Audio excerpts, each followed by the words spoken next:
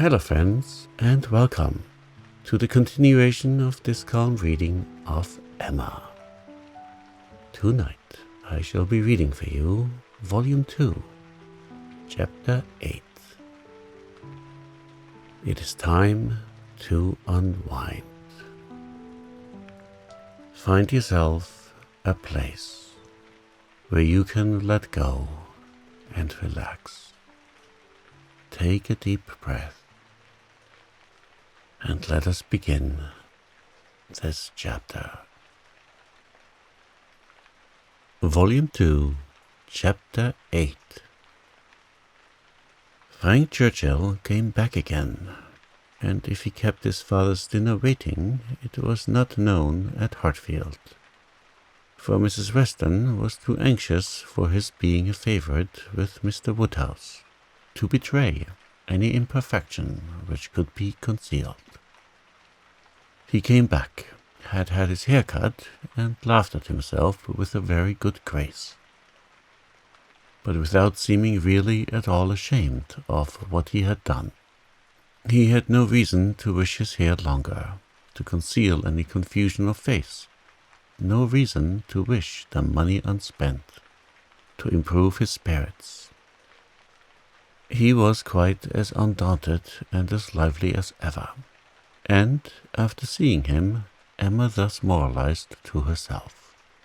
I do not know whether it ought to be so, but certainly silly things cease to be silly if they are done by sensible people in an impudent way. Wickedness is always wickedness, but folly is not always folly. It depends upon the character of those who handle it. Mr. Knightley, he is not a trifling, silly young man. If he were, he would have done this differently. He would either have gloried in the achievement or been ashamed of it. There would have been either the ostentation of a coxcomb or the evasions of a mind too weak to defend its own vanities. No, I am perfectly sure that he is not trifling or silly. With Tuesday came the agreeable prospect of seeing him again, and for a longer time than hitherto, of judging of his general manners, and by inference of the meaning of his manners towards herself, of guessing how soon it might be necessary for her to throw coldness into the air, and of fancying what the observations of all those might be who were now seeing them together for the first time. She meant to be very happy, in spite of the scene being laid at Mr. Cole's, and without being able to forget that among the failings of Mr. Elton, even in the days of his favour, none had disturbed her more than his propensity to dine with Mr. Cole. Her father's comfort was amply secured, Mrs. Bates as well as Mrs. Goddard being able to come. And the last pleasing duty before she left the house was to pay her respect to them, as they sat together after dinner, and while her father was fondly noticing the beauty of her dress, to make the two ladies all the amends in her power, by helping them to large slices of cake and full glasses of wine. For, whatever unwilling self-denial, his care of their constitution might have obliged them to practice during the meal, she had provided a plentiful dinner for them. She wished she could know that they had been allowed to eat it. She followed another carriage to Mr. Cole's door, and was pleased to see that it was Mr. Knightley's, for Mr. Knightley, keeping no horses, having little spare money and a great deal of health, activity, and independence, was too apt, in Emma's opinion, to get about as he could, and not use his carriage so often as became the owner of Downwell Abbey. She had an opportunity now of speaking her approbation while warm, from her heart, for he stopped to hand her out. "This is coming as you should do," said she, "like a gentleman, I am quite glad to see you." He thanked her, observing, "How lucky that we should arrive at the same moment, for if we had met first in the drawing-room, I doubt whether you would have discerned me to be more of a gentleman than usual. You might not have distinguished how I came, by my look or manner." "Yes, I should. I'm sure I should. There is always a look of consciousness or bustle when people come in a way which they know to be beneath them. You think you carry it off very well, I dare say. But with you it is a sort of bravado, an air of affected unconcern. I always observe it whenever I meet you under those circumstances. Now you have nothing to try for. You are not afraid of being supposed ashamed. You are not striving to look taller than anybody else. Now I shall really be very happy to walk into the same room with you." "Nonsensical girl," was his reply, but not at all in anger. Emma had as much reason to be satisfied with the rest of the party as with Mr. Knightley. She was received with a cordial respect which could not but please, and given all the consequence she could wish for. When the Westons arrived, the kindest looks of love, the strongest of admiration were for her, from both husband and wife. The son approached her with a cheerful eagerness, which marked her as his peculiar object. And at dinner she found him seated by her, and, as she firmly believed, not without some dexterity on his side. The party was rather large, as it included one other family, a proper, unobjectionable country family, whom the Coles had the advantage of naming among their acquaintance, and the male part of Mr. Cox's family, the lawyer of Highbury. The less worthy females were to come in the evening, with Miss Bates, Miss Fairfax, and Miss Smith. But already at dinner they were too numerous for any subject of conversation to be general, and while politics and Mr. Elton were talked over, Emma could fairly surrender all her attention to the pleasantness of her neighbour. The first remote sound to which she felt herself obliged to attend was the name of Jane Fairfax. Mrs. Cole seemed to be relating something of her that was expected to be very interesting. She listened, and found it well worth listening to.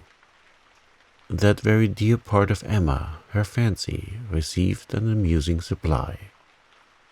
Mrs. Cole was telling that she has been calling on Miss Bates, and as soon as she entered the room had been struck by the sight of a pianoforte, a very elegant-looking instrument, not a grand, but a large-sized square pianoforte. And the substance of the story, the end of all the dialogue which ensued of surprise and inquiry and congratulations on her side, and explanations on Miss Bates's, was that this pianoforte had arrived from Broadwood's the day before, to the great astonishment of both aunt and niece. Entirely unexpected, that at first, by Miss Bates's account, Jane herself was quite at a loss, quite bewildered to think who could possibly have ordered it. But now they were both perfectly satisfied that it could be from only one quarter. Of course, it must be from Colonel Campbell. "One can suppose nothing else," added Mrs. Cole, "and I was only surprised that there could ever have been a doubt. But Jane, it seems, had a letter from them very lately, and not a word was said about it. She knows their ways best. But I should not consider their silence as any reason for their not meaning to make their present. They might choose to surprise her." Mrs. Cole had many to agree with her. Everybody who spoke on the subject was equally convinced that it must come from Colonel Campbell. and equally rejoiced that such a present had been made, and there were enough ready to speak to allow Emma to think her own way, and still listen to Mrs. Cole. I declare I do not know when I have heard anything that has given me more satisfaction. It always has quite hurt me that Jane Fairfax, who plays so delightfully, should not have an instrument. It seemed quite a shame, especially considering how many houses there are where fine instruments are absolutely thrown away. This is like giving ourselves a slap, to be sure. And it was, but yesterday I was telling Mr. Cole, I really was ashamed to look at our new, grand pianoforte in the drawing-room, while I do not know one note from another, and our little girls, who are but just beginning, perhaps may never make anything of it. And there is poor Jane Fairfax, who is mistress of music, has not anything of the nature of an instrument, not even the pitifullest old spinet in the world to amuse herself with. I was saying this to Mr. Cole but yesterday, and he quite agreed with me. Only he is so particularly fond of music that he could not help indulging himself in the purchase, hoping that some of our good neighbors might be so obliging occasionally to put it to a better use than we can. And that really is the reason why the instrument was bought, or else I am sure we ought to be ashamed of it. We are in great hopes that Miss Woodhouse may be prevailed with to try it this evening. Miss Woodhouse made the proper acquiescence, and finding that nothing more was to be entrapped from any communication of Mrs. Cole's, turned to Frank Churchill. "Why do you smile?" said she. "Nay, why do you?" "Me? I suppose I smile for pleasure at the Colonel Campbell's being so rich and so liberal. It is a handsome present." "Very. I rather wonder that it was never made before." "Perhaps Miss Fairfax has never been staying here so long before." "Or that he did not give her the use of their own instrument, which must now be shut up in London, untouched by anybody." "That is a grand pianoforte, and he might think it too large for Mrs. Bates's house." "You may say what you choose, but your countenance testifies that your thoughts on this subject are very much like mine." "I do not know. I rather believe you are giving me more credit for acuteness than I deserve. I smile because you smile, and shall probably suspect whatever I find you suspect. But at present I do not see what there is to question. If Colonel Campbell is not the person, who can be?" "What do you say to Mrs. Dixon?" "Mrs. Dixon? Very true indeed. I had not thought of Mrs. Dixon. She must know as well as her father how acceptable an instrument would be. And perhaps the mode of it, the mystery, the surprise, is more like a young woman's scheme than an elderly man's. It is Mrs. Dixon, I dare say. I told you that your suspicions would guide mine." "If so, you must extend your suspicions and comprehend Mr. Dixon in them." "Mr. Dixon? Very well. Yes, I immediately perceived that it must be the joint present of Mr. and Mrs. Dixon. We were speaking the other day, you know, of his being so warm an admirer of her performance." "Yes, and what you told me on that head confirmed an idea which I had entertained before. I do not mean to reflect upon the good intentions of either Mr. Dixon or Miss Fairfax, but I cannot help suspecting either that, after making his proposals to her friend, he had the misfortune to fall in love with her, or that he became conscious of a little attachment on her side. One might guess 20 things without guessing exactly their right. But I am sure there must be a particular cause for her choosing to come to Highbury instead of going with the Campbells to Ireland. Here she must be leading a life of privation and penance. There it would have been all enjoyment. As to the pretence of trying her native air, I look upon that as a mere excuse. In the summer it might have passed, but what can anybody's native air do for them in the months of January, February, and March? Good fires and carriages would be much more the purpose in most cases of delicate health. And I dare say in hers. I do not require you to adopt all my suspicions, though you make so noble a profession of doing it. But I honestly tell you what they are. And upon my word, they have an air of great probability. Mr. Dixon's preference of her music to her friends, I can answer for being very decided.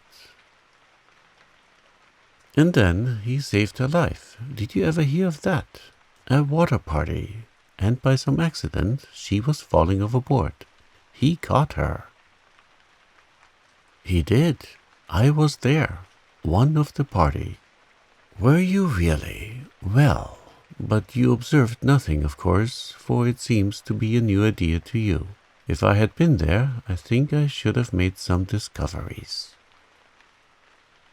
I dare say you would, but I, simple I, saw nothing but the fact that Miss Fairfax was nearly dashed from the vessel, and that Mr. Dixon caught her. It was the work of a moment. And though the consequent shock and alarm was very great and much more durable, indeed I believe it was half an hour before any of us were comfortable again, yet that was too general a sensation for anything of particular anxiety to be observable. I do not mean to say, however, that you might not have made discoveries. The conversation was here interrupted. They were called on to share in the awkwardness of a rather long interval between the courses, and obliged to be as formal and as orderly as the others. But when the table was again safely covered, when every corner dish was placed exactly right, and occupation and ease were generally restored, Emma said, "The arrival of this pianoforte is decisive with me. I wanted to know a little more, and this tells me quite enough. Depend upon it, we shall soon hear that it is a present from Mr. and Mrs. Dixon.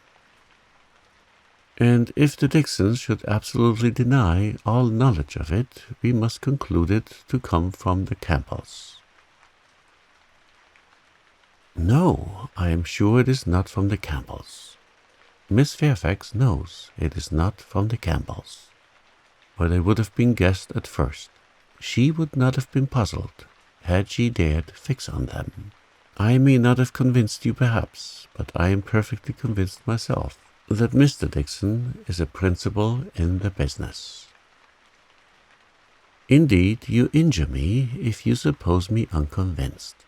Your reasonings carry my judgment along with them entirely. At first, while I supposed you satisfied that Colonel Campbell was the giver, I saw it only as paternal kindness, and thought it the most natural thing in the world. But when you mentioned Mrs. Dixon, I felt how much more probable that it should be the tribute of warm female friendship. And now I can see it in no other light than as an offering of love." There was no occasion to press the matter farther. The conviction seemed real. He looked as if he felt it. She said no more. Other subjects took their turn, and the rest of the dinner passed away. The dessert succeeded. The children came in, and were talked to and admired amid the usual rate of conversation. A few clever things said, a few downright silly, but by much the larger proportion neither one nor the other. Nothing worse than everyday remarks, dull repetitions, old news, and heavy jokes. The ladies had not been long in the drawing-room before the other ladies in the different divisions arrived. Emma watched the entree of her particular little friend, and if she could not exult in her dignity and grace, she could not only love the blooming sweetness and the artless manner, but could most heartily rejoice in that light, cheerful, unsentimental disposition which allowed her so many alleviations of pressure in the midst of the pangs of disappointed affection. There she sat, and who would have guessed how many tears she had been lately shedding? To be in company, nicely dressed herself, and seeing others nicely dressed, to sit and smile and look pretty, and say nothing, was enough for the happiness of the present hour. Jane Fairfax did look and move superior, but Emma suspected she might have been glad to change feelings with Harriet. Very glad to have purchased the mortification of having loved, yes, of having loved even Mr. Elton in vain, by the surrender of all the dangerous pleasure of knowing herself beloved by the husband of her friend. In so large a party, it was not necessary that Emma should approach her. She did not wish to speak of the pianoforte. She felt too much in the secret herself, to think the appearance of curiosity or interest fair, and therefore purposely kept at a distance. But by the others the subject was almost immediately introduced, and she saw the blush of consciousness with which congratulations were received, the blush of guilt which accompanied the name of my excellent friend Colonel Campbell. Mrs. Weston, kind-hearted and musical, was particularly interested by the circumstance, and Emma could not help being amused at her perseverance in dwelling on the subject, and having so much to ask and to say as the tone, touch, and pedal, totally unsuspicious of that wish of saying as little about it as possible, which she plainly read in the fair heroine's countenance. They were soon joined by some of the gentlemen, and the very first of the early was Frank Churchill. In he walked, the first and the handsomest, and after paying his compliments en passant to Miss Bates and her niece, made his way directly to the opposite side of the circle, where sat Miss Woodhouse, and till he could find a seat by her, would not sit at all. Emma divined what everybody present must be thinking. She was his object, and everybody must perceive it. She introduced him to her friend Miss Smith, and, at convenient moments afterwards, heard what each thought of the other. He had never seen so lovely a face, and was delighted with her naivete. And she, only to be sure it was paying him too great a compliment, but she did think there were some looks a little like Mr. Elton. Emma restrained her indignation, and only turned from her in silence. Smiles of intelligence passed between her and the gentleman on the first glancing towards Miss Fairfax, but it was most prudent to avoid speech.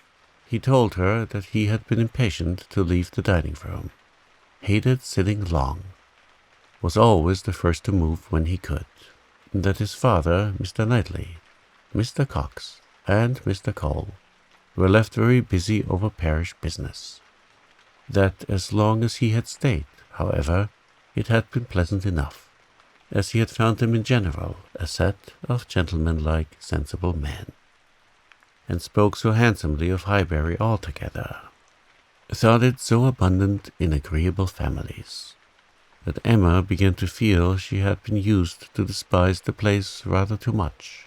She questioned him as to society in Yorkshire, the extent of the neighbourhood about Enscombe, and the sort. and could make out from his answers that, as far as Anscombe was concerned, there was very little going on, that their visitings were among a range of great families, none very near, and that even when days were fixed and invitations accepted, it was an even chance that Mrs. Churchill were not in health and spirits for going, that they made a point of visiting no fresh person, and that, though he had his separate engagements, it was not without difficulty, without considerable address at times, that he could get away, or introduce an acquaintance for a night. She saw that Anscombe could not satisfy, and that Highbury, taken at its best, might reasonably please a young man who had more retirement at home than he liked. His importance at Anscombe was very evident. He did not boast, but it naturally betrayed itself, that he had persuaded his aunt, where his uncle could do nothing, and on her laughing and noticing it, he owned that he believed, excepting 1 or 2 points, he could, with time, persuade her to anything. One of those points on which his influence failed, he then mentioned. He had wanted very much to go abroad. He had been very eager indeed to be allowed to travel, but she would not hear of it. This had happened the year before. Now, he said, he was beginning to have no longer the same wish. The unpersuadable point, which he did not mention, Emma guessed to be good behavior to his father. "I have made a most wretched discovery," said he after a short pause. "I have been here a week tomorrow, half my time. I never knew days fly so fast. A week tomorrow. And I have hardly begun to enjoy myself, but just got acquainted with Mrs. Weston and others. I hate the recollection. Perhaps you may now begin to regret that you spent 1 whole day out of so few in having your hair cut." "No," said he, smiling. "That is no subject of regret at all. I have no pleasure in seeing my friends, unless I can believe myself fit to be seen." The rest of the gentlemen being now in the room, Emma found herself obliged to turn from him for a few minutes, and listen to Mr. Cole. When Mr. Cole had moved away, and her attention could be restored as before, she saw Frank Churchill looking intently across the room at Miss Fairfax, who was sitting exactly opposite. "What is the matter?" said she. He started.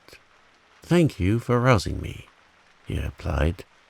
"I believe I have been very rude, but really Miss Fairfax has done her hair in so odd a way, so very odd a way, that I cannot keep my eyes from her. I never saw anything so outré. Those curls! This must be a fancy of her own. I see nobody else looking like her. I must go and ask her whether it is an Irish fashion. Shall I? Yes, I will. I declare I will. And you shall see how she takes it, whether she colours." He was gone immediately, and Emma soon saw him standing before Miss Fairfax, and talking to her. But as to its effect on the young lady, as he had improvidently placed himself exactly between them, exactly in front of Miss Fairfax, she could absolutely distinguish nothing.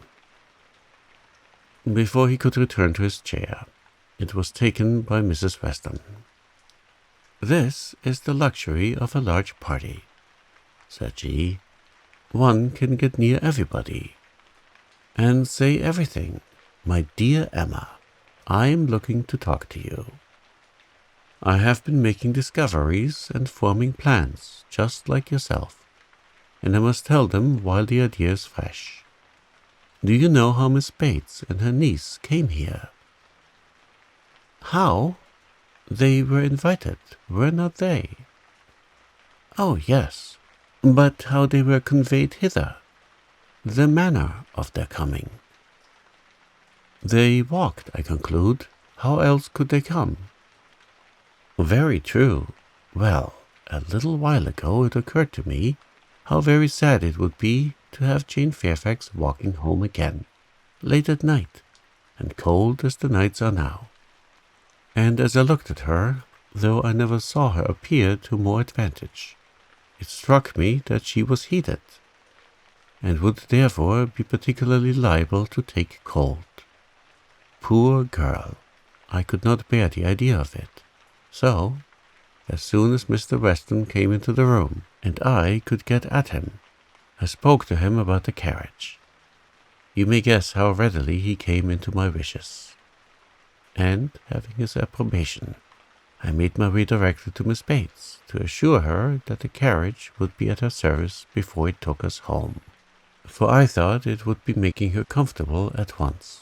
Good soul! She was so grateful as possible, you may be sure. Nobody was ever so fortunate as herself, but with many, many thanks. There was no occasion to trouble us, for Mr. Knightley's carriage had brought, and was to take them home again. I was quite surprised, very glad, I am sure, but really quite surprised. Such a very kind attention, and so thoughtful an attention. The sort of thing that so few men would think of. And in short, from knowing his usual ways, I am very much inclined to think that it was for their accommodation the carriage was used at all. I do suspect he would not have had a pair of horses for himself, and that it was only as an excuse for assisting them. Very likely, said Emma. Nothing more likely. I know no man more likely than Mr. Knightley to do this sort of thing, to do anything really good-natured, useful, considerate, and benevolent. He is not a gallant man, but he is a very humane one. And this, considering Jane Fairfax's ill health, would appear a case of humanity to him, and for an act of unostentatious kindness. There is nobody whom I would fix on more than on Mr. Knightley. I know he had horses today, for we arrived together, and I laughed at him about it, but he said not a word that could betray. Well, said Mrs. Weston, smiling, you give him credit for more simple, disinterested benevolence in this instant than I do. For while Miss Bates was speaking, a suspicion darted into my head, and I have never been able to get it out again. The more I think of it, the more probable it appears. In short, I have made a match between Mr. Knightley and Jane Fairfax. See the consequence of keeping you company. What do you say to it? Mr. Knightley and Jane Fairfax? Exclaimed Emma. Dear Mrs. Weston, how could you think of such a thing? Mr. Knightley! Mr. Knightley must not marry. You would not have little Henry cut out from Donwell. Oh, no, no, Henry must have Donwell. I cannot at all consent to Mr. Knightley's marrying, and I am sure it is not at all likely. I am amazed that you should think of such a thing. My dear Emma, I have told you what led me to think of it. I do not want the match. I do not want to injure dear little Henry. But the idea has been given me by circumstances. And if Mr. Knightley really wishes to marry, you would not have him refrain on Henry's account, a boy of 6 years old, who knows nothing of the matter. Yes, I would. I could not bear to have Henry supplanted. Mr. Knightley married. No, I have never had such an idea, and I cannot adopt it. And Jane Fairfax, too, of all women. Nay, she has always been a first favourite with him, as you very well know. But the imprudence of such a match! I am not speaking of its prudence, merely its probability. I see no probability in it, unless you have any better foundation than what you mention. His good nature, his humanity, as I tell you, would be quite enough to account for the horses. he has a great regard for the Bateses, you know, independent of Jane Fairfax, and is always glad to show them attention. My dear Mrs. Weston, do not take to matchmaking. You do it very ill. Jane Fairfax, mistress of the Abbey. Oh, no, no. Every feeling revolts. For his own sake, I would not have him do so mad a thing. Imprudent, if you please, but not mad. Expecting inequality of fortune, and perhaps a little disparity of age. I can see nothing unsuitable. But Mr. Knightley does not want to marry. I am sure he has not the least idea of it. Do not put it into his head. Why should he marry? He is as happy as possible by himself, with his farm, and sheep, and his library, and all the parish to manage. And he is extremely fond of his brother's children. He has no occasion to marry, either to fill up his time or his heart. My dear Emma, as long as he thinks so, it is so. But if he really loves Jane Fairfax— Nonsense. He does not care about Jane Fairfax. In the way of love, I am sure he does not. He would do any good to her or her family, but— Well, said Mrs. Weston, laughing, perhaps the greatest good he could do them would be to give Jane such a respectable home. If it would be good to her, I'm sure it would be evil to himself. A very shameful and degrading connection. How would he bear to have Miss Bates belonging to him, to have her haunting the Abbey, and thanking him all day long for his great kindness in marrying Jane? So very kind and obliging, but he always had been such a very kind neighbor. And then fly off, through half a sentence, to her mother's old petticoat. Not that it was such a very old petticoat either, for still it would last a great while. And indeed, she must thankfully say that the petticoats were all very strong. For shame, Emma, do not mimic her. You divert me against my conscience, and upon my word, I do not think Mr. Knightley would be much disturbed by Miss Bates. Little things do not irritate him. She might talk on, and if he wanted to say anything himself, he would only talk louder and drown her voice. But the question is not whether it would be a bad connection for him, but whether he wishes it. And I think he does. I have heard him speak, and so must you, so very highly of Jane Fairfax. The interest he takes in her, his anxiety about her health, his concern that she should have no happier prospect. I have heard him express himself so warmly on those points. Such an admirer of her performance on the pianoforte, and of her voice. I have heard him say that he could listen to her forever. Oh, and I had almost forgotten one idea that occurred to me. This pianoforte that has been sent here by somebody, though we have all been so well satisfied to consider it a present from the Campbells. May it not be from Mr. Knightley? I cannot help suspecting him.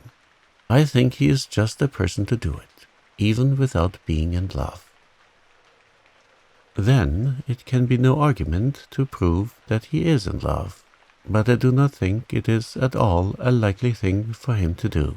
Mr. Knightley does nothing mysteriously. I have heard him lamenting her having no instrument repeatedly, oftener than I should suppose such a circumstance would, in the common course of things, occur to him. Very well, and if he had intended to give her one, he would have told her so. There might be scruples of delicacy, my dear Emma. I have a very strong notion that it comes from him. I am sure he was particularly silent when Mrs. Cole told us of it at dinner. You take up an idea, Mrs. Weston, and run away with it, as you have many a time reproached me with doing. I see no sign of attachment. I believe nothing of the pianoforte, and proof only shall convince me that Mr. Knightley has any thought of marrying Jane Fairfax. They combated the point some time longer, in the same way.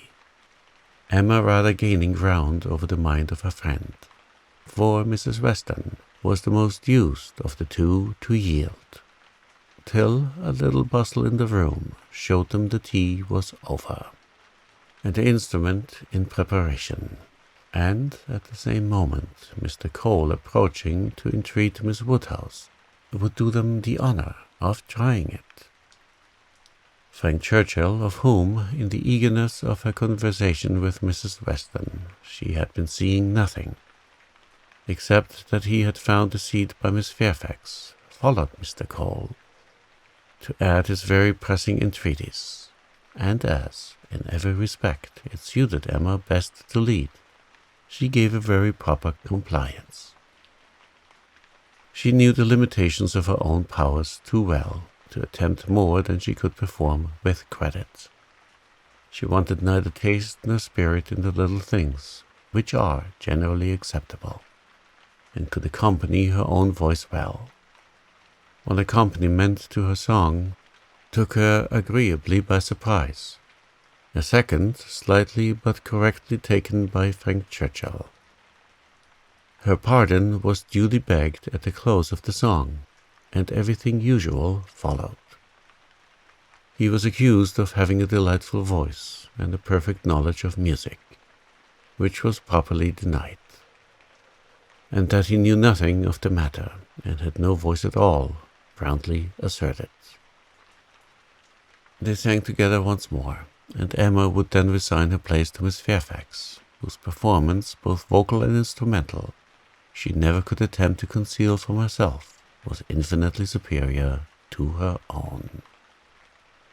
With mixed feelings, she seated herself at a little distance from the numbers round the instrument to listen.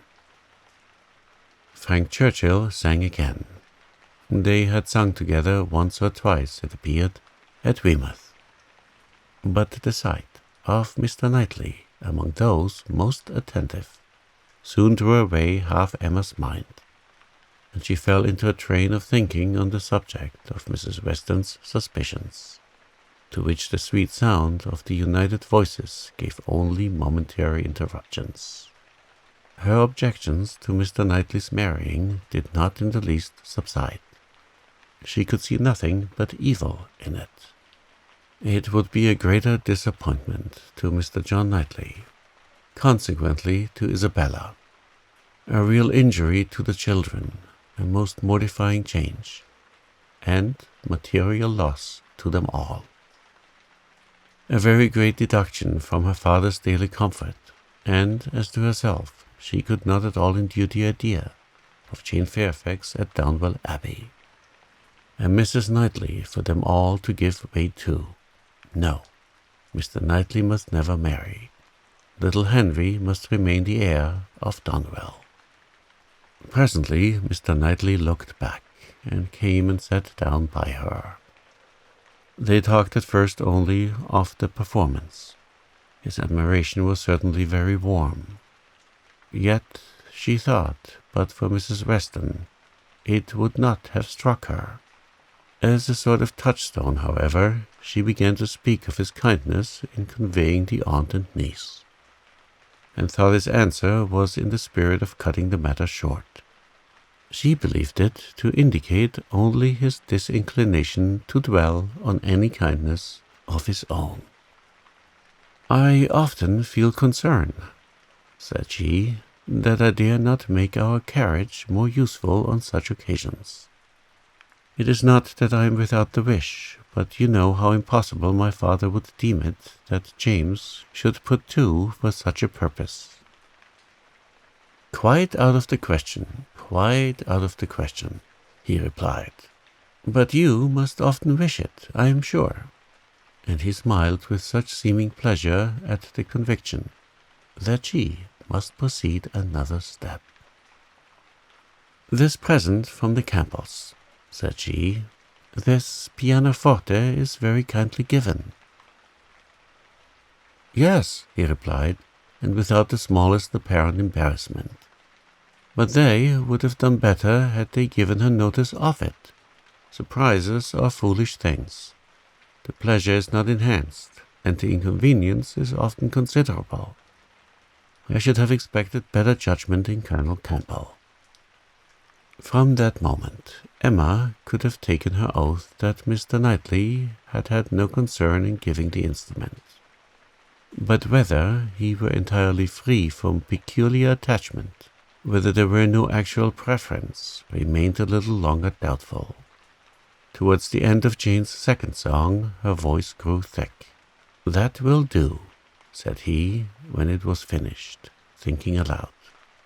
"You have sung quite enough for one evening. Now be quiet."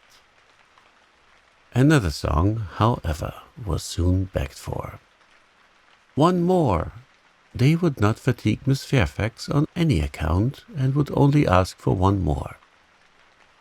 And Frank Churchill was heard to say, "I think he could manage this without effort. The first part is so very trifling. The strength of the song falls on the second." Mr. Knightley grew angry. "That fellow," said he indignantly, "thinks of nothing but showing off his own voice. This must not be." And touching Miss Bates, who at that moment passed near, "Miss Bates, are you mad to let your niece sing herself hoarse in this manner? Go and interfere. They have no mercy on her." Miss Bates, in her real anxiety for Jane, could hardly stay even to be grateful, before she stepped forward and put an end to all farther singing. Here ceased the concert part of the evening, for Miss Woodhouse and Miss Fairfax were the only young lady performers.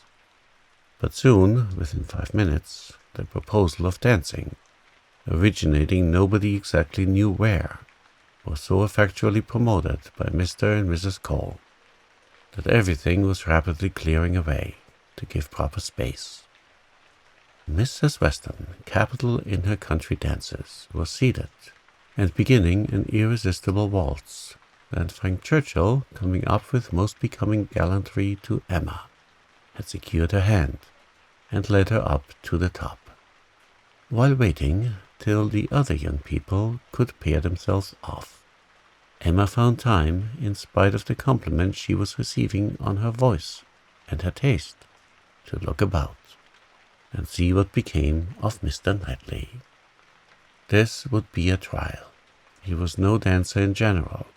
If he were to be very alert in engaging Jane Fairfax now, it might augur something. There was no immediate appearance. No, he was talking to Mrs. Cole. He was looking on, unconcerned. Jane was asked by somebody else, and he was still talking to Mrs. Cole. Emma had no longer an alarm for Henry. His interest was yet safe, and she led off the dance with genuine spirit and enjoyment.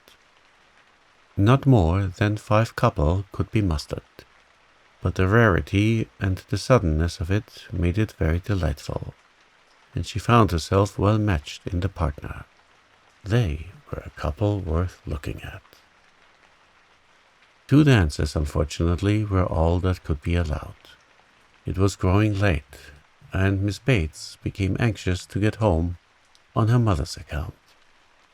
After some attempts, therefore, to be permitted to begin again, they were obliged to thank Mrs. Weston, look sorrowful, and have done. "Perhaps it is as well," said Frank Churchill, as he attended Emma to her carriage. "I must have asked Miss Fairfax, and her languid dancing would not have agreed with me after yours."